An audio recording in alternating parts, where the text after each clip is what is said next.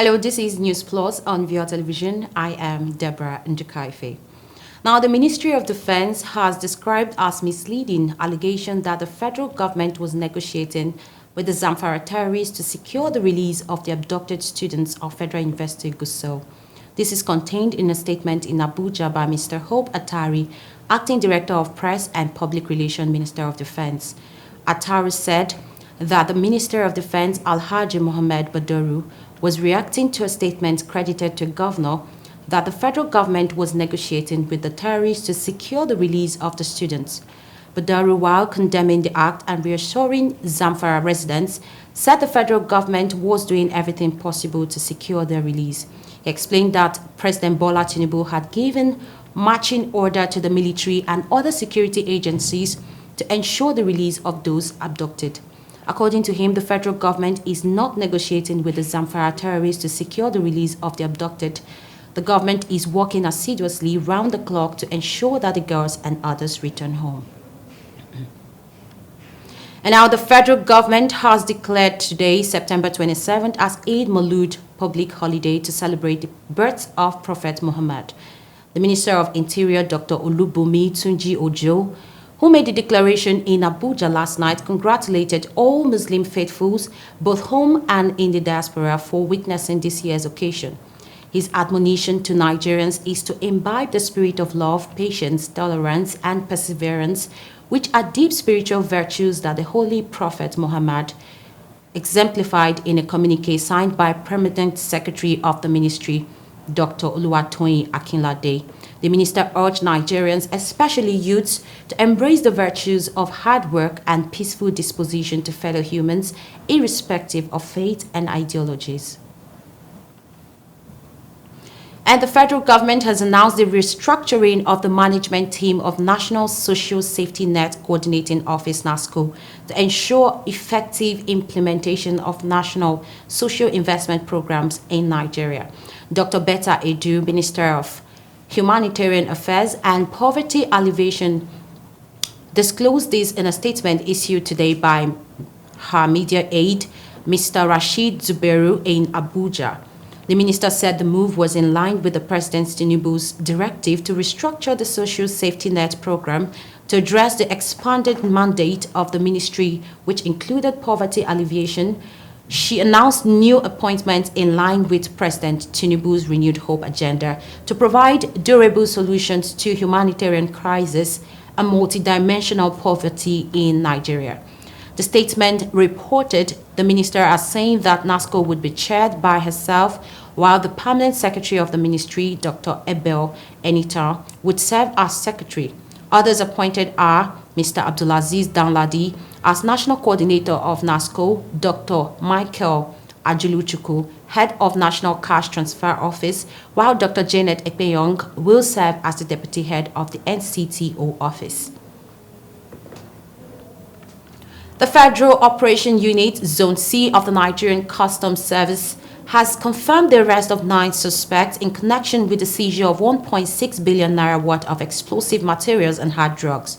The acting custom area controller in charge of the zone, Kayode Kolade, made the announcement while briefing newsmen at the government warehouse in Benin City, the Edo State capital. Kolade also noted that custom officers intercepted raw materials for the production of explosive devices, cannabis sativa, and other contrabands between July and September. The spokesperson of Zone C of the NCS, Jeriata, issued a statement where the acting area controller also said that within the period under review, 9 suspects were arrested.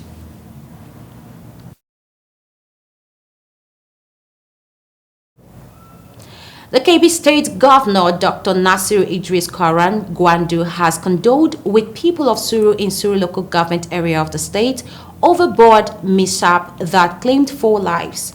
The incident, it was gathered, happened on Saturday while the victims were returning home from their daily work, and Idris, who commiserated with the immediate members of the deceased families, district head of Suru and the local government council, also donated 2 million naira cash, instructing that each family be given 500,000 naira.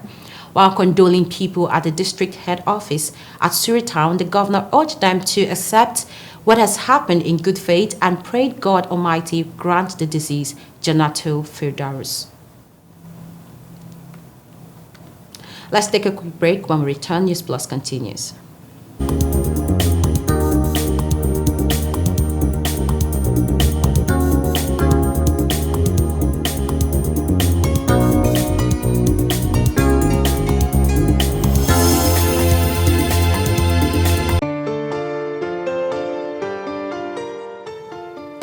Are you ready to unleash your creativity and step into the world of multimedia magic?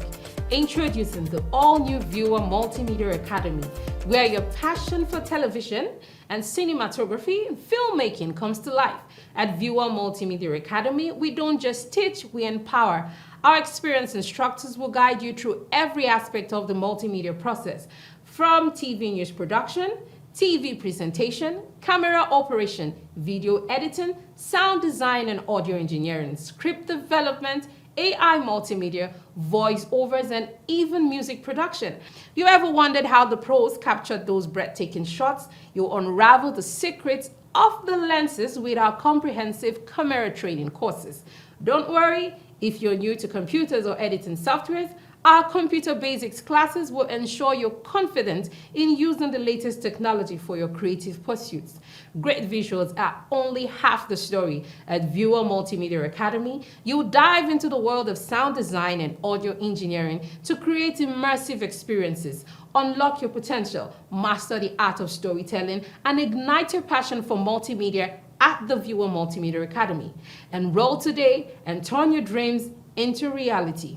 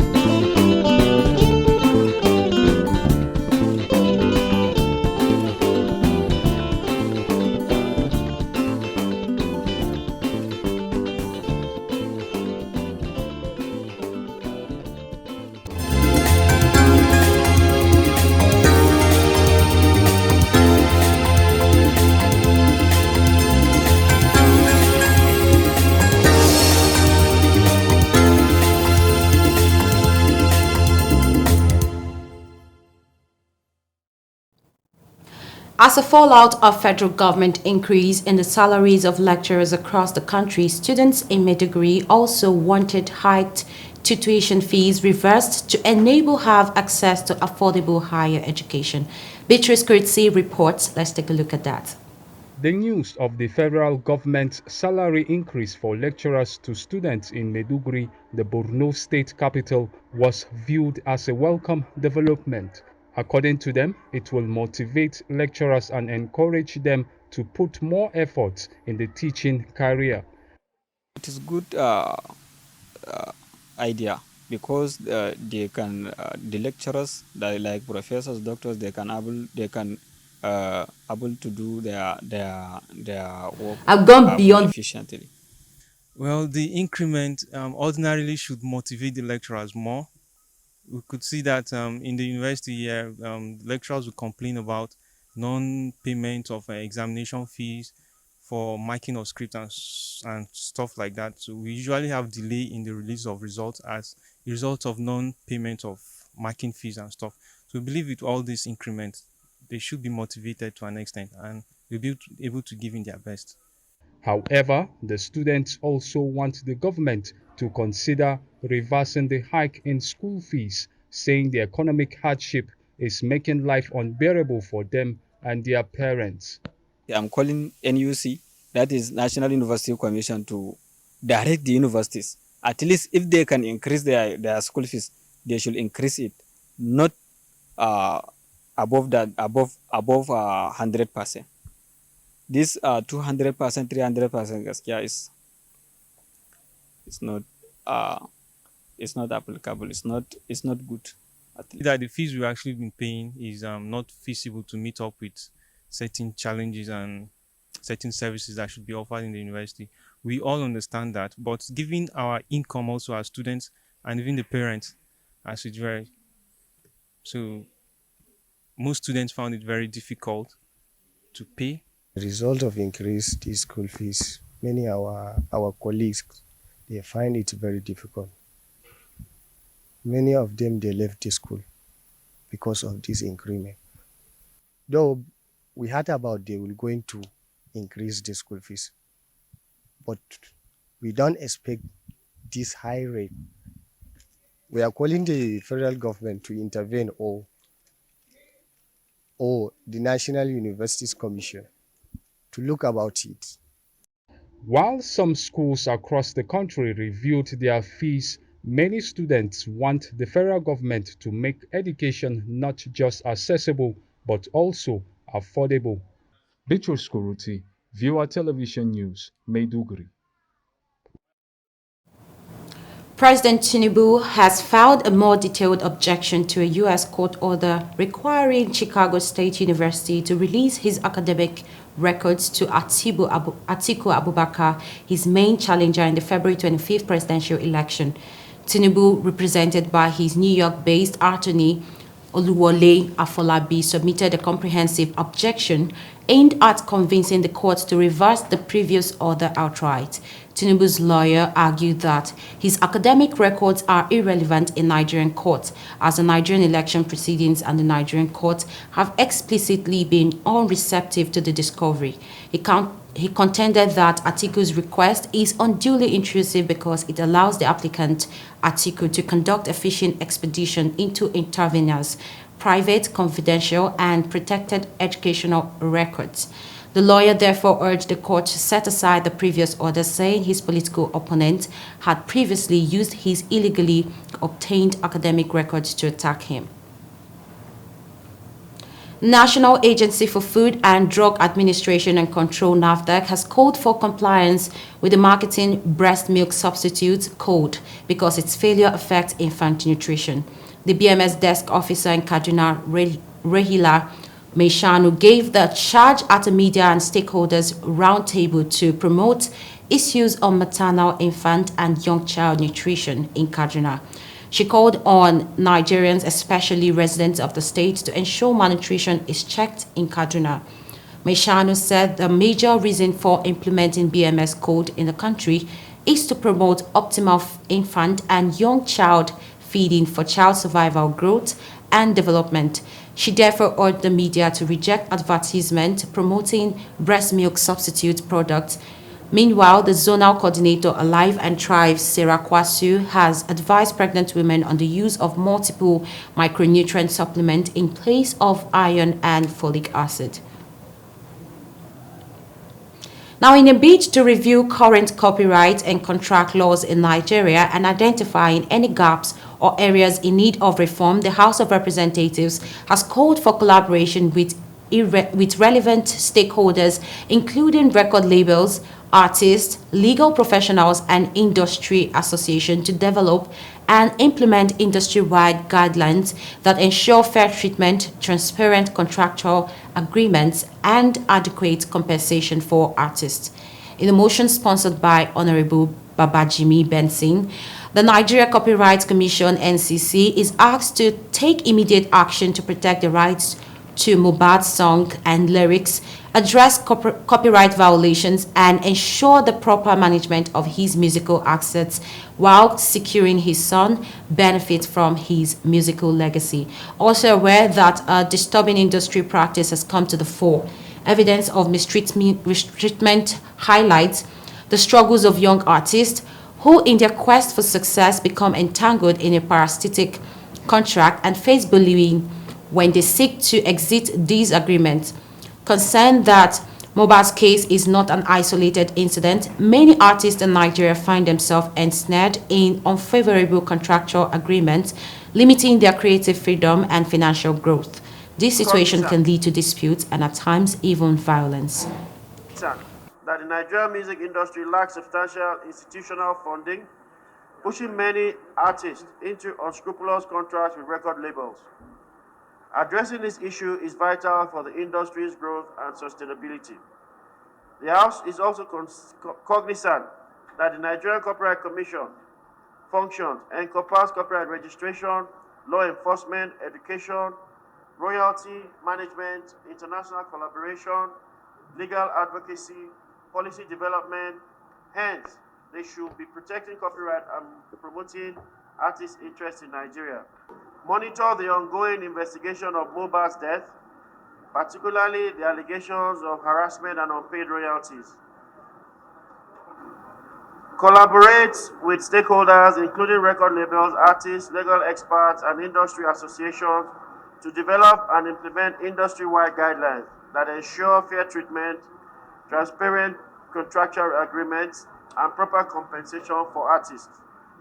Reviewing existing copyright and contract laws in Nigeria, identifying gaps or areas in need of reform. Now, the Speaker of the House of Representatives, Honorable Abbas Tajuddin, today restated the commitment of the legislature to addressing the socio-economic challenges facing Nigerians, stressing that it is a priority for the 10th House. The Speaker, in his opening address to welcome members back from a 2-month annual recess of the National Assembly, expressed concerns over the hardship occasioned by economic instability in the country.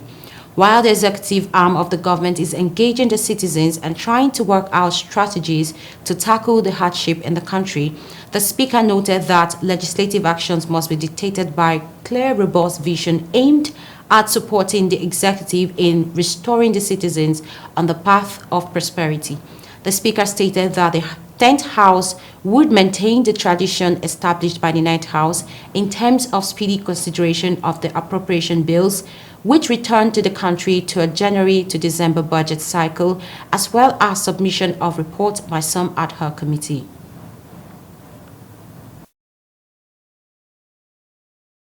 I'm aware that most of the ad hoc committees are yet to conclude their reports. In this light and development, I wish to direct that all ad hoc committees should conclude their assignments and submit their reports on or before 3rd of October 2023. Accordingly, all ad hoc committees shall cease to exist on October 3rd, 2023. However, in an event that any ad hoc committee is unable to conclude its assignment on this date, such charge shall be yielded to the relevant standing committees of the House. The Speaker, while appealing to the organized labor not to embark on a nationwide strike, noted that the House must put in extra work hours to ensure that the budget is passed in due time to enable its implementation from the first day of 2024. The organized labor, it appears, would embark on a nationwide strike by this midnight, following the expiration of a 21 days ultimatum issued to government. As the people's representatives, we feel and equally share in the pains of our people at these very difficult times. However, I would like to appeal to the Nigerian Labour Congress to consider the various actions being taken by the federal government to alleviate the current hardship faced by Nigerians. As promised earlier, this House remains committed to getting a survival wage to all Nigerian workers. In another development, the House resolved to mandate the House Committee on Health Institutions to investigate cases of unethical exploitative practices in health procurement and surrogacy by fertility hospitals and clinics. Cognizance that if the trend is not urgently checked, it will lead to an increase in cases of fertility or rather infertility and cancer infection amongst young donors and surrogates, as well as promoting exploitation practices. That women undergo surgical egg retrieval, relinquishing control over the eggs obtained between 100,000 naira to 150,000 naira per retrieval, with 5 to 6 eggs extracted per month. The House is also worried about the widespread practice of terming this process as donation, while in reality, desperate women of childbearing age are coerced through target marketing to sell their eggs with potentially adverse effects on their future reproductive health and overall well-being. The House Committee on Health Institutions is to ensure compliance. The Green Chamber thereafter adjourned plenary to October 3rd.